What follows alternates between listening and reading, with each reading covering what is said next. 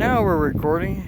Alright, I wanted to share this as to why everybody likes 8.8 so much, why I like 8.8 so much. Here's an 8.8 axle, short side 98 Explorer. Same size as this axle. This axle is out of my 01 F350 Super Duty dually. See, dually tires, wheels. Yep, this is out of the dually. This is an 8.8 out of an Explorer. Okay. See how much different they are on the end. But you can see that they're basically the same size. Now, if the metallurgy is different between the two, which I doubt, I wouldn't know that. I'm not a metal person. But they're the same damn diameter. Only thing difference is this one necks down here in different spline count. But that's one reason why 8.8s are so damn tough. The old dually's getting a bunch of love. New tires. Well, I got the apart doing the springs. I had a seal leaking, so I pulled it apart. We're going to put new brake pads, new emergency brake pads or shoes on it. There's two new 5,200 pound rated springs for it. There's new rotors in the cab. Putting new inner and outer bearings and everything in it. Pulling the gas tank, replacing it because I noticed over the winter, you can see it started seeping, which probably means it's probably got rust between it and that damn skid plate. Now on the S10, we run into a few small hiccups. Compressor died. I had to order a motor. It's not got here yet. The startup clutch is bad in it. This Puma's been good to me for 12 plus years. It works fine other than the startup clutch is bad in the motor. I checked everything in it. It's a startup clutch is gummed up with paint over spray and shit over the years. So my boy went up to Tractor Supply and bought me a new DeWalt 60 gallon. Not quite the quality compressor head, but it works. It goes to 155 psi. It's quiet, it runs, it works. So $569 I think is what he give for it plus tax. Now for the S10, we had an issue when we took it out. I just took it short, like a round block trip. Being easy on it, AFRs, it's still rich, which it's going to be. We played with the carburetor and got rid of run half-assed, but we got a few things we need to fix.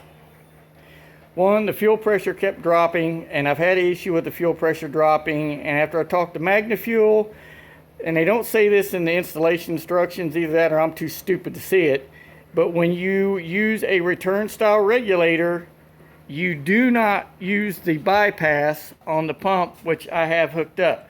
Here's the return line. That's the bypass, dash 8 bypass. You cap the bypass off. That's an internal regulator in the pump. You don't need it. If you use a deadhead regulator, then you have to use the bypass back to the tank. So that's not hooked up underneath anymore. It's got an 8N O-ring cap screwed down on it. Fuel pressure stays right where I set it at 7 pounds. So far it's holding and everything's doing good. We had a little issue with it running a little bit hot. It went up to 190, sitting there idling for about 40 minutes. Because I did that to see how it was going to do with the turbos and back pressure and the extra heat around here. I didn't realize that the radiator coolant level was just above the lower outlet down there that feeds the water pump. So we had to fill the radiator. It was basically almost empty. Had to fill it up, fix that problem.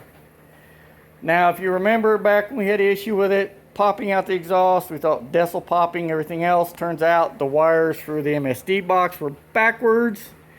After talking to MSD and learning that my distributor, the wires were not the right color. One stripe color was off.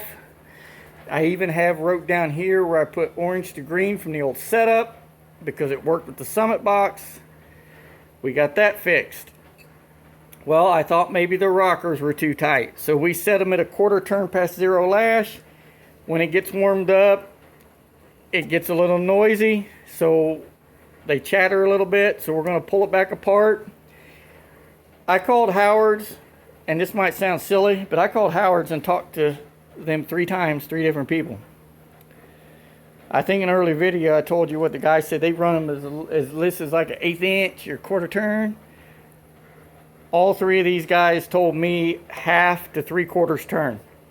They said on a 1/2 20 nut, 1 full turn is 50 thousandths. They want these set between 25 and 27, which is a 1/2 a turn. All 3 men told me the same thing. I've got these set at a light 1/4 turn, which is about 10 to 12 thousandths preload, which is not enough. So they chatter a little more than what I care for. They kind of sound like a solid lifter cam. So we're going to pull the valve covers. I'll back them all off. We'll run them down. I always do the 2 revolution, 1/4 turn at a time to adjust them. Then go back and give them all 1/2 a turn, lock the poly locks, put the stud girdles on it, lock it back down. And yes, I've said this before, it is a very large hydraulic roller in here. I'm sorry, I'm 54. I've did my time with pulling valve covers and changing, adjusting rockers. This thing is a pain in the ass. I wasn't doing it. It's got a hydraulic roller in it. Like I said, I'm not trying to set the world on fire with this engine. If I can get 4 numbers out of it, I'm happy. I've said that all along. Now, when we took it around the block, with all things acting stupid, I come around the corner, and right before I got to the driveway, which is like probably 30 feet from the corner to the driveway, I just blipped the throttle. I had the itch, I just blipped the throttle. It left 2 black marks about 12, 15 foot long. I didn't even feel it spin the tires. I didn't look at the boost gauge, so I don't know if it built any boost or not. But the turbos did spool a little bit, but I didn't hear the blow-off valves make any noise. I watched them open and close when I let off of it. Now when I got in the driveway, I foot braked it to about 3 grand. I let off of it, held it there for maybe 10 foot and let off. Turbo spooled. I again didn't look at the boost gauge. The blow-off valves they spooled up and went whoop, and then these, when I let off, went whoosh, real loud. So, gate pressure is what it's running on. It's got, according to Tile, these springs in a MVS gate, a 38 millimeter, they're 4.35 pounds. When you put them in an MVR gate, they're right at 3 pounds. So let's say on the high end of things, it's gated at 9.5 pounds. Low end of things, it's gated at 6 pounds.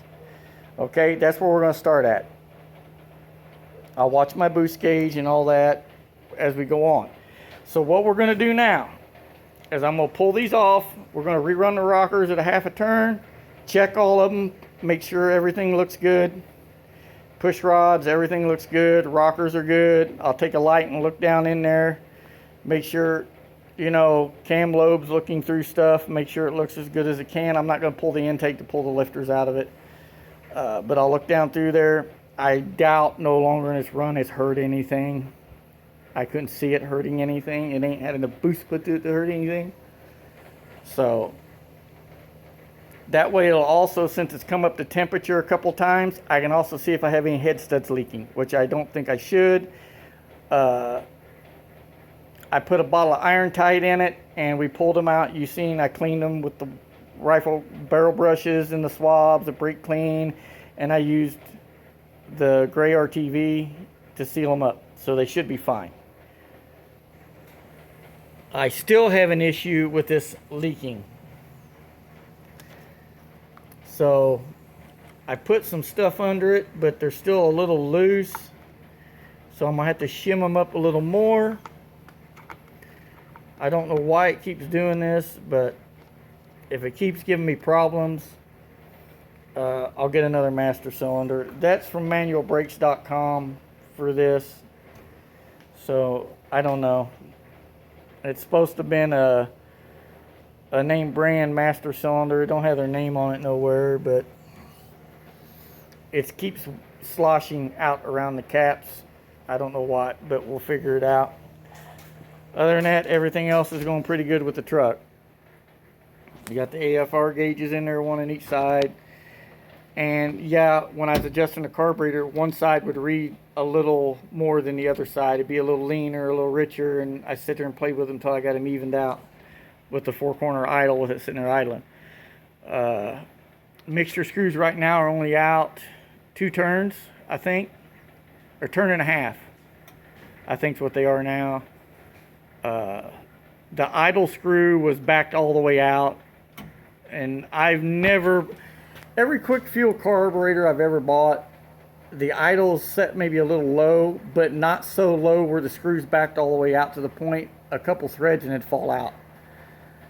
So we had to crank it down quite a bit to get it up where it even idle. I've got it idling at about 800, between 800 and 1,000. That's where it likes to idle. So, but we're creeping on and getting stuff up. I really want to get it out and get a video put up of it running and making turbo noises and blow off noises and doing what it needs to do. But in the same instance, everybody, there's a ton of money in this thing. The engine, the transmission, the rear end, everything, the parts we put in this, and the time and the effort it's took to get it here, between me and my son, I'm not going to tear it up. I'm not going to get in a hurry or anything else. Again, turbos is all new to me. The only thing I've ever worked on turbos has either been painted yellow, painted tan, or painted blue, which means Cat, Cummins, or Detroit. I've never messed with anything else with a damn turbo on it, other than my Duramax, and I didn't fuck with a turbo on it at all. So it's all new to me. It's all a learning curve. But other than that, everything seems to be doing good. We're creeping up on stuff. Adjust the rockers, double check the fuel pressure issue, run it, drive it. I got to change the plugs. It still has the heat range 5 plugs in it. I need to pull them out. I'm going to put some new number 10s in it so I can watch for my mark on my ground strap and start playing around with it a little bit. I ain't going to mess too much with trying to dial it in till I get the IRD carburetor, because that carburetor is not going to stay on there. It's going to come off, and when it comes off, it's got another home it's going to go to. And when I do it, I'll tell everybody when I send it out. But like John Bittler said at IRD, it's probably going to be end of May, maybe even the first part of June before I get my carburetor, because right now he's having issues getting parts to build the carburetors. So, and we talked about maybe going methanol and stuff the other day for about 40-45 minutes, and we're going to stay with what we got. So, but we got the setup. So, you know, methanol has its own set of inherent issues that come with it. It's a very...